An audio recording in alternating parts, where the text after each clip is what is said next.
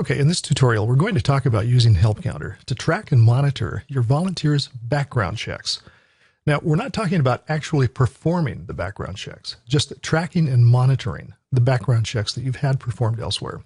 So to do that, we need to be in the admin area, which you can see on the screen, and we need to go into Setup and Preferences, and then Main Setup. Now, in Main Setup, it's going to be on the lower left under Data Restrictions. It's this area here, the background checks. Now, there are three modes that you can select. One is completely disabled. It doesn't do anything.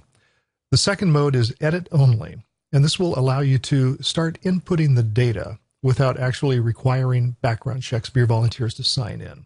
This is a good step to start getting the data into HelpCounter. So you want to set it to Edit Only, and then you can start actually editing the information.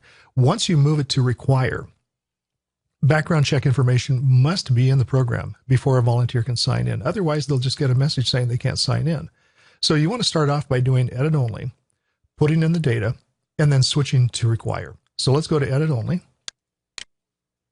Okay, go to the top and save our changes. Now let's look at a volunteer profile. So we go to View and Edit Data, Volunteer Profiles, and let's select a volunteer. And we can see in this volunteer's profile, there's a new section here for background checks. So remember, for them to be able to sign in, once you set this to enforce background checks, once you're done editing, you need to check that it's been completed. You need to select a category that requires a background check, if it does require one.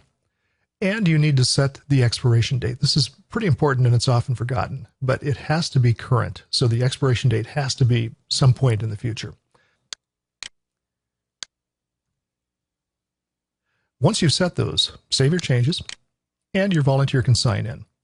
Now, once you have put all your information in, and you're ready to start actually enforcing background checks, then go back to Setup and Preferences, Main Setup, and change this background check setting to Require.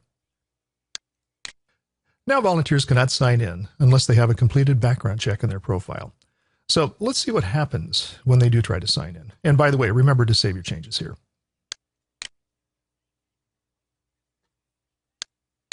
So here we are at the sign-in window, and we're going to select a volunteer who does not have a completed background check. So they click on the volunteer button, click on their name, and they get this message. It's friendly, but it says you can't sign in unless you have a background check. So please check with the administration. And that's it. That's how you use HelpCounter to track and monitor background checks.